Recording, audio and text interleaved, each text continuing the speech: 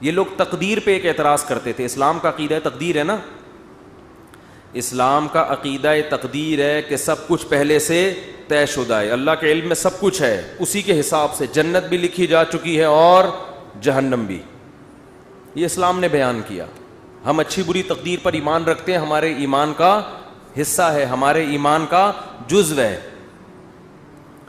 اس پر غیر مسلم کہتے تھے کہ جب سب کچھ پہلے سے ہے تو قرآن کہتا ہے, یہ ابھی بھی کہتے ہیں اور موت کے بعد جب ان کو اللہ عذاب دے گا تو اس وقت بھی کہیں گے کہ اگر اے اللہ تو چاہتا تو ہمیں زبردستی سیدھے راستے پہ بولو لے آ سکتا, اور ہمیں جنت میں جانا ہی نہیں تھا, تو جب جانا ہی جہنم میں تو جا رہے ہیں, تو ہمیں سزا کیوں دے رہا ہے؟ اس میں ہمارا قصور کیا ہے؟ قرآن نے کیا کہا, قل هل عندکم من علم فتخرجوه لنا, تمہیں پہلے سے یہ علم تھا کہ تم نے جہنم میں جانا ہے؟ اگر تھا تو لے آؤ. جواب سمجھ میں آیا؟ یہ جواب نہیں, یہ قرآن سوال کر رہا ہے جس کا اب تک جواب, یہ میں اس کو ذرا آسان انداز میں سمجھاتا ہوں. قرآن نے تو آسان میں, لیکن عربی میں ہے نا, تو میں اس کو اردو میں آسان انداز میں سمجھاتا ہوں. بہت سے لوگ تقدیر کے عقیدے کی وجہ سے کہتے ہیں کہ بھائی جب ہماری قسمت میں گناہ لکھا ہوا ہے, قسمت میں ہر چیز لکھی ہوئی ہے, صرف عمر نہیں لکھی ہوئی کتنا زندہ رہنا ہے, ایک ایک پکوڑا آپ کی قسمت میں لکھا ہوا ہے. حقیقت بتا دو کہ کتنا کھانا ہے کتنا نہیں کھانا, ایک ایک سموسہ لکھا ہوا ہے, کیونکہ اللہ کا علم تو کامل ہے نا, اللہ کو تو سب پتہ ہے کس نے کتنے پکوڑے کھانے ہیں کتنے نہیں کھانے, کس نے معذرت کے ساتھ کتنی شادیاں کرنی ہیں کس نے نہیں کرنی, کس کے کتنے بچے ہوں گے کس کے نہیں ہوں گے, کس کے بیٹے ہوں گے کس کی بیٹیاں ہوں گے, سب کچھ, کون جنت میں جائے گا اور کون جہنم میں جائے گا, کون فلاں موقع پہ گناہ کرے گا کون فلاں موقع پہ نیکی کرے گا, ایک ایک چیز پہلے سے طے شدہ ہے. یہاں لوگ سوال پوچھتے ہیں کہ جب پہلے سے طے شدہ ہے تو ہم تو اسی کے حساب سے گناہ کر رہے ہیں نا, تو ہمیں اس پہ سزا کیوں ملتی ہے؟ سمجھ میں آ رہی ہے بات کہ نہیں آ رہی ہے؟ تو اس کا قرآن کیا کہتا ہے کہ طے شدہ ہے مگر تمہیں پتہ نہیں ہے. تم تو یہ سوچ کے کر رہی ہوتی ہے نا اپنے پورے اختیار سے, اپنے مکمل اختیار سے ایک جرم تم کر رہے ہوتے ہو. دیکھو کسی کو پہلے سے پتہ ہو کہ میں نے فلاں موقع پہ فلاں بج کے اتنے منٹ پر چوری کرنی ہے, پہلے سے پتہ ہے کہ اللہ نے میری تقدیر میں یہ بولو نا لکھا ہوا ہے. اب آپ کو پتہ ہے یار تقدیر کبھی ٹلتی نہیں ہے, ہفتے کے دن دوپہر 2:03 پر میری تقدیر میں لکھا ہے کہ میں مسجد سے چپل چوری کروں گا. آپ جاؤ 2:03 پہ مسجد سے چپل چوری کرو. اللہ جب آپ کو قیامت کے دن پکڑے سزا دے چوری پہ, تو آپ کہنا اللہ مجھے پہلے سے پتہ تھا, میری تقدیر میں لکھا ہوا تھا, میں نے لوح محفوظ دیکھ لی تھی. تو اللہ آپ کو سزا نہیں دے گا, کیونکہ اللہ نے خود کہا ہے کہ لوح محفوظ میں جو چیز لکھی ہوئی ہے وہ چینج نہیں ہو سکتا. اللہ میں تو مجبور تھا, مجھے پتا تھا, میں نہیں بھی کرتا تو مجھے تقدیر کھینچ کے لاتی اور میں چپل چوری کرتا. لیکن آپ کو پہلے سے پتا نہیں ہوتا. جب پتہ نہیں ہوتا تو آپ اپنے اختیار سے کر رہے ہوتے ہیں. سمجھ میں آ رہی ہے بات؟ اپنے اختیار سے جا رہے ہوتے ہیں, اپنے اختیار سے چپل چوری کر رہے ہوتے ہیں, اپنے اختیار سے پکڑے جاتے ہیں. اس کی مثال اور آسان کر کے, ایک دن کیا ہوا, زید نے بکر کا قتل کر دیا. زید نے کیا کیا؟ بکر کو قتل کر دیا. ہفتے کے دن 2:03 پہ آپ نے زید کو پکڑ لیا, بیٹا تو نے بکر کو قتل کیا ہے, ہم تجھے کیا کریں گے؟ قتل کریں گے سزا کے طور پر.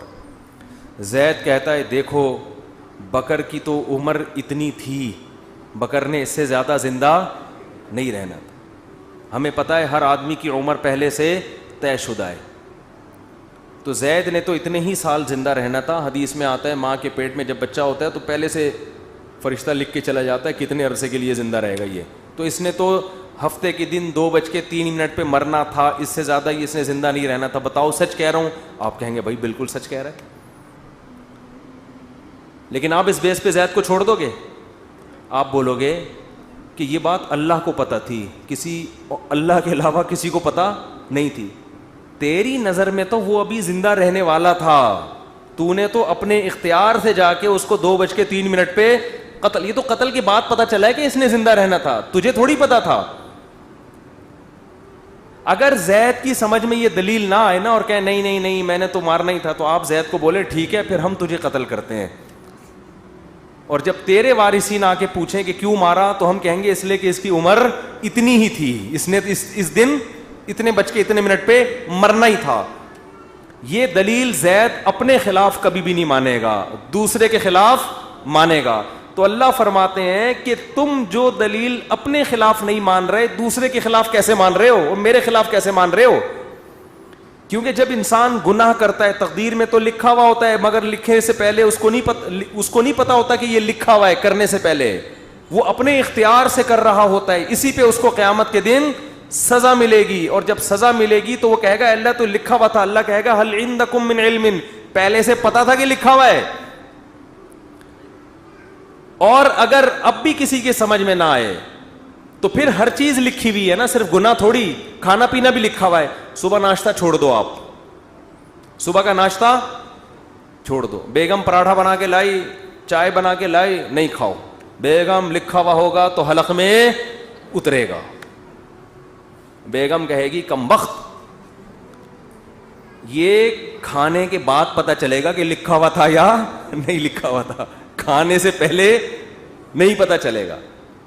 لیکن آپ نے کہا نہیں لکھا ہوا ہوگا تو اڑ کے میرے پیٹ میں جائے گا, اور آپ چلے گئے آفس, دوپہر لنچ کا ٹائم ہو گیا تو پتہ چلے گا کہ آپ کی تقدیر میں پراٹھے لکھے ہوئے نہیں تھے. تو اس بیس پہ تو پھر ہر چیز اسی اصول پہ گزارے نا. دنیا میں پیسے بھی نہیں کمائے کہ لکھے ہوئے ہوں گے تو مل جائیں گے, نہیں لکھے ہوئے ہوں گے تو نہیں ملیں گے. ٹرک آ رہا ہے اس کے سامنے آ کے کھڑا ہو جائے, بھائی تقدیر میں لکھا ہوا ہے کہ اس نے مجھے اسٹیکر بنانا ہے. کراچی میں جو ٹرک ہے نا وہ کچلتے نہیں ہیں, اسٹیکر بناتے ہیں. اتنے بھاری بھاری ٹرک ہوتے ہیں, ان کے ٹائر کے نیچے اللہ نہ کرے کوئی بندہ آ جائے, لاش بھی نہیں ملتی اس کی. تو اب ٹرک کے سامنے آ جاؤ ہے بھائی, اور بولو بھائی لکھا ہوا ہوگا تو مروں گا. اور واقعی جس کی تقدیر میں نہیں لکھا ہوا ہوتا ٹرک کے سامنے آگے بھی مرتا نہیں ہے, کچھ ہو جاتا ہے کچھ نہ کچھ, لیکن آپ کبھی ٹرک کے سامنے نہیں آتے. تو جو آدمی زنا کر رہا ہے یار تقدیر میں لکھا ہوا ہوگا تو بچ جاؤں گا, نہیں لکھا ہوا ہوگا تو اس کو بولو تو ٹرک کے سامنے بھی آ جا, تقدیر میں لکھا ہوا ہوگا تو مرے گا, نہیں لکھا ہوا ہوگا تو نہیں مرے گا. ہمیں پہلے کچھ نہیں پتا, اسی پر امتحان ہے, آزمائش اسی پر ہے. اللہ کو تو پتا ہے سب کچھ, ہمیں نہیں پتا. اگر ہمیں بتا دیتا پھر آزمائش ختم, پھر ہم نہ زندگی کی فکر کرتے نہ کھانے کی فکر کرتے. میں بیٹھا رہتا بھائی بیگم مجھے آج پتا ہے, میں نے لوح محفوظ میں جھانک کے دیکھا ہے کہ میری تقدیر میں 4 شادیاں پراٹھوں سے زیادہ مزے کی مثال کون سی ہے؟ میری تقدیر میں یہ 4 لکھی ہوئی ہیں, مجھے رشتہ تلاش کرنے کی ضرورت نہیں ہے. اور واقعی کچھ لوگوں کی تقدیر میں لکھی ہوئی ہوتی ہیں, وہ نہیں بھی کر رہے ہوتے پھر بھی ہو جاتی. پنجاب میں ایک بہت بڑے بزرگ ہیں, نام نہیں بتاؤں گا, تو وہ 4 ہیں ان کی ماشاءاللہ. میں نے کہا بھائی یہ کیسے؟ انہوں نے کہا جو بیوہ ہوتی ہے نا محلے میں, لوگ زبردستی ان کے کھاتے میں لا کے ڈال دیتے ہیں, زبردستی ان کے کھاتے میں لا کے ڈال دیتے ہیں. حضرت آپ حضرت پاؤں پکڑتے ہیں, حضرت وہ بیچارے کر لیتے ہیں, نہیں چاہتے ہوئے بھی کر لیتے ہیں. تو دیکھو یہاں لوگوں کو مل نہیں رہی, اور جن کی تقدیر میں لکھی ہوئی ہے زبردستی ان کے کھاتے میں لا کے ڈالی جا رہی. تو شکر ہے 4 سے زیادہ کی اجازت نہیں ہے, ورنہ پنجاب کی ساری بیوائیں اور مطلقہ ان کے کھاتے میں. بڑے نیک ہیں وہ بزرگ, بہت نیک ہیں. تو اس لیے قرآن یہاں بھی بجائے آپ کا سوال کا جواب دینے کے نا کہ تقدیر میں لکھا ہوا ہے, قرآن آپ سے سوال کر لیتا ہے الٹا. تو یہ بھی ایک دلیل سے بات کرنے کا طریقہ ہوتا ہے کہ آپ اگلے کا سوال دینے کے بجائے آپ کہیں چل مان لیا تیری بات ٹھیک ہے, لیکن پھر ہمارا اس پہ یہ سوال ہوتا ہے, اس کا تو جواب دے. وہ قیامت تک بوکھلاتا رہتا ہے, اس کے پاس اس کا جواب نہیں ہوتا. تو ہمارا ایمان ہے, ہمارے ایمان کا حصہ ہے یہ چیز کہ ہر چیز پہلے سے طے شدہ ہے, جنتی بھی جہنمی بھی سب کچھ. کل میسر لما خلق لا, حدیث میں آتا ہے کہ جس کو اللہ نے جو جہاں کے لیے بنا ہے نا اس کو ویسے اعمال کی توفیق ملتی ہے. اب ہمیں نہیں پتا ہمیں اچھے اعمال کی توفیق ملے گی یا برے اعمال کی, کر کے دیکھ لو. اگر اچھے اعمال کرنا شروع کر دو گے اس کا مطلب جنت لکھی ہوئی ہے, برے کرنا شروع کر دو اس کا مطلب جہنم لکھی ہوئی ہے. تو یہ آپ اس لحاظ سے تقدیر آپ کے ہاتھ میں ہے, کیونکہ ہمیں علم نہیں ہے. اور اللہ نے یہ قرآن میں جگہ جگہ کہہ دیا لا یظلم ربک احدا, تیرا رب کسی پہ ظلم نہیں کرے گا. ایک آدمی جنت میں جانا چاہتا ہے, میں زبردستی اٹھا کے تقدیر کی وجہ سے جہنم میں پھینک دوں, ایسا نہیں ہوگا. اور ایک آدمی جہنم میں چھلانگ مارنے کی کوشش کر رہا ہے اور میں اس کی تقدیر میں لکھ دوں کہ یہ جنتی ہے, نہ نہ نہ, ایسا نہیں ہوگا. تیرا رب کسی پہ ظلم نہیں کرے گا. سمجھ میں آ رہی ہے بات کہ نہیں آ رہی؟ تو میں قرآن کا انداز بتا رہا ہوں کہ قرآن بسا اوقات سوال کا جواب دینے کے بجائے کیا کر لیتا ہے, سوال اٹھا لیتا ہے. تو یہ ہمیں اس سے سبق ملتا ہے کہ اہل باطل کے ہر اعتراض کا جواب مت دیں, بلکہ الٹا ان سے سوال پوچھنا شروع کر دیں. سمجھتے ہو؟ یہ بھی ایک جان چھڑانے کا, یعنی صحیح طرح سے جان چھڑانے کا طریقہ ہے کہ تم بھی تو ان باتوں کا جواب دو نا. جیسے موسیٰ علیہ السلام سے فرعون نے یہ کہا کہ الم نربک فینا ولیدا ولبثت فینا من عمرک سنین, اے موسیٰ آج تو میرے سامنے مجھے نصیحت کر رہا ہے, مجھے غلط کہہ رہا ہے, تو میں نے تجھ پر احسان کیے کہ بچپن سے تجھے اپنے محل میں پالا, تو میرے ان احسانات کا جواب چاہیے. تو موسیٰ علیہ السلام نے بجائے جواب دینے کے الٹا فرعون سے سوال کر لیا ہے بھائی, تلک نعمت تمنها علی ان عبدت بنی اسرائیل, اے فرعون یہ نعمت بھی تو ہے کہ تو نے صدیوں سے میری قوم کو غلام بنایا ہوا ہے اور ان کے مردوں کو قتل کر رہا ہے, میری قوم کی عورتوں کو زندہ رکھتا ہے اور مردوں کو کیا کرتا ہے, قتل. تو ذرا بیلنس کر کے دیکھ لے, ٹھیک ہے نا, بہت مشکل ہے بات سمجھانا. تو کیا کر لے, پلس مائنس کر لے.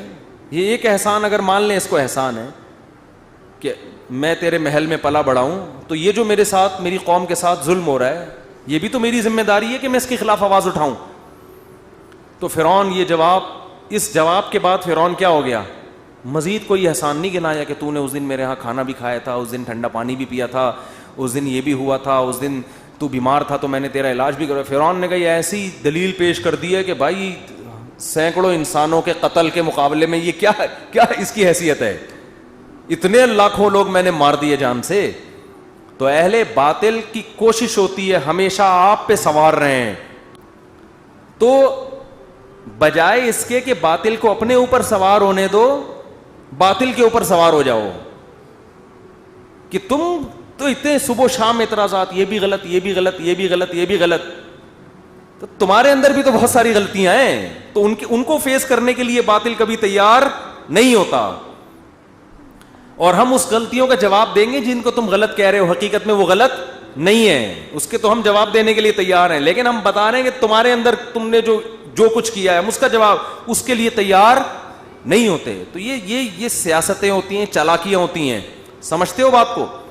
تو خیر جلدی سے بیان کو سمیٹ کے ختم کرتا ہوں. تو سورہ قلم میں اللہ نے اہل مشرک کے سوال کا جواب تو دیے دوسری جگہوں پر, لیکن یہاں اللہ نے الٹا ان سے سوالات